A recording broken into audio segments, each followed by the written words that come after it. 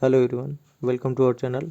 आज हम बात करने वाले हैं हाइट एंड डिस्टेंस के एक्सरसाइज 9.1 के क्वेश्चन नंबर सेकंड की। और क्वेश्चन नंबर सेकंड कहता है कि आंधी आने से एक पेड़ टूट जाता है और टूटा हुआ भाग इस तरीके से मुड़ जाता है कि पेड़ का शिखर जमीन को छूने लगता है और इसके साथ 30 अंश का कोण बनाता है। पेड़ के पाद बिंदु की दूरी जहाँ से पेड़ का शिखर जमीन को छूता है 8 मीटर है। तो पेड़ की ऊंचाई बताइए। ठीक है, तो सबसे पहले हमने मान लिया कि पेड़ की ऊंचाई ओपी थी।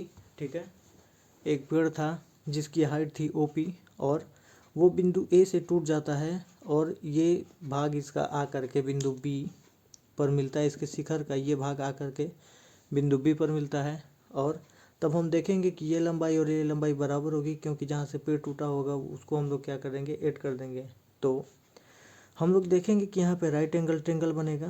तो अगर इस पेड़ की बात करेंगे तो पेड़ की हाइट को हम लोग ओपी मानेंगे। ठीक है, तो इसे हम लोग को क्या करना है, निकालना है कितने के बराबर होगा।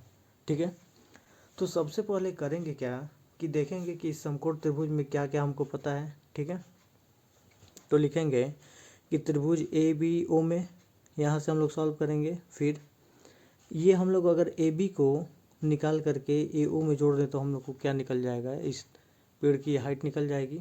तो हमने मान लिया कि पेड़ की हाइट ओपी हो गई। ठीक है, हमने मान लिया कि पेड़ की हाइट अगर ओपी है तो हमने माना पेड़ की ऊंचाई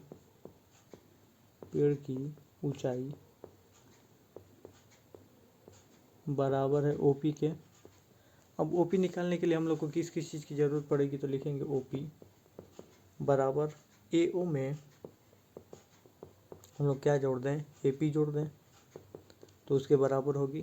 ठीक है, तो हम लोग देख रहे हैं कि ये ए पी इस ए बी के बराबर होगा। तो लिखेंगे चूँकि ए पी बराबर होगा ए बी के, इसका मतलब अगर हम लोग ए बी निकाल लें और ए ओ निकाल लेंगे तो आसानी से इस पेड़ की हाइट को बता सकते हैं। अब देखेंगे कि यहाँ पे हमारा समकोण त्रिभुज है और समकोण के त्रिभुज सामने की भुजा को हम लोग कर्ण बोलते हैं। तो ये कर्ण हो गया। कोण के सामने की भुजा को लंब बोलते हैं और ये हमारा क्या है, आधार है। ठीक है, तो अब हम लोग देखेंगे कि लंब भी निकाल लेंगे और कर्ण भी निकाल लेंगे तो आसानी से पेड़ की ऊंचाई हम लोग बता सकते हैं। ठीक है, तो लिखेंगे कि त्रिभुज ए बी ओ में क्योंकि ये समकोण त्रिभुज है, अगर हम लोग कर्ण निकालना चाहते हैं, आधार दिया है तो हम लोग यहाँ से कॉस का फार्मूला लगा सकते हैं। ठीक है, या फिर हम लोग सेक का भी फार्मूला लगा सकते हैं। तो लिखेंगे कॉस 30 अंश बराबर फार्मूला बनेगा आधार बटे में कर्ण के, और आधार कितने के बराबर है, 8 के बराबर है, और कर्ण कितने के बराबर है, तो कर्ण नहीं पता, इसको कर्ण ही लिख देते हैं। चलिए, अब हम लोग यहाँ से cos 30 अंश का मान रखेंगे तो ये हो जाएगा कर्ण 3 बटे में 2 बराबर 8 बटे में हो जाएगा के। अब हम लोग यहाँ से के की वैल्यू को अगर निकालना चाहते हैं तो क्या करेंगे, तो के की वैल्यू निकालने के लिए हम लोग इसका क्रॉस मल्टीप्लिकेशन करेंगे। तो के बराबर हमारा आ जाएगा 16 बटे में कड़ी में 3। ठीक है, और के कितने का बराबर है, तो इसी को हम लोग क्या लिख सकते हैं, ए बी के बराबर लिख सकते हैं। अब हम लोग ए बी बराबर 16 बटे में कड़ी 3 है, इसका हम लोग क्या कर लेंगे, परिमेयकरण कर लेंगे। ऊपर नीचे कड़ी 3 से क्या कर देंगे, गुणा कर देंगे। ठीक है, तो लिख सकते हैं हम लोग ऊपर भी कड़ी 3 से गुणा कर दिया, नीचे भी कड़ी 3 से गुणा कर दिया, तो ये हमारा ऊपर बनेगा 16 कड़ी में 3 और बटे में हो जाएगा 3। ये हो गया हमारा मीटर में। ठीक है, ए बी निकल गया। अब हम लोग किसको निकालना है, ए ओ निकालना है। तो लिखेंगे ए ओ निकालने के लिए लंब और आधार का फॉर्मूला लगेगा। तो लिखेंगे tan 30 डिग्री बराबर लंब बटे में आधार। लंब कितने के बराबर है, ए ओ, और आधार है कितने के बराबर, बी ओ लिख सकते हैं, इसको लिख दीजिए। लंब कितने का बराबर है, तो ए ओ ही रहने देंगे क्योंकि हम लोग को ए ओ निकालनी थी और ए पी में क्या करना है, ऐड करना है। बी ओ है 8 के बराबर, 33 अंश का मान होता है 1 बटे में 2। ठीक है, अब हम लोग 1 बटे कड़ी 3, ठीक है, 33 अंश का मान 1 बटा कड़ी 3 होता है। ठीक है, तो इसको लिख लीजिए 1 बटे में कड़ी में 3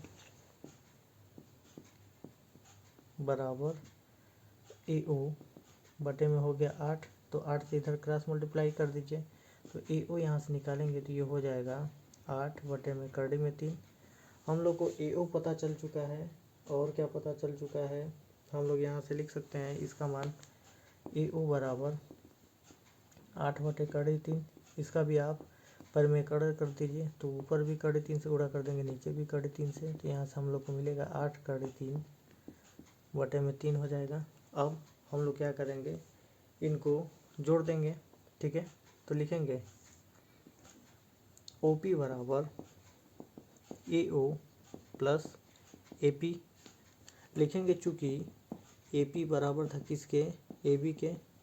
इसका मतलब ओ पी बराबर लिख सकते हैं ए ओ प्लस ए पी के जगह पे ए बी लिख सकते हैं। चलिए, अब दोनों मान हमको पहले से पता है, ए ओ के जगह पे लिखेंगे, तो ए ओ के जगह पे 8 करड़ी 3 बटे में 3 प्लस ए बी के जगह पे देखेंगे तो ये हो जाएगा 16 करड़ी में 3 बटे में 3।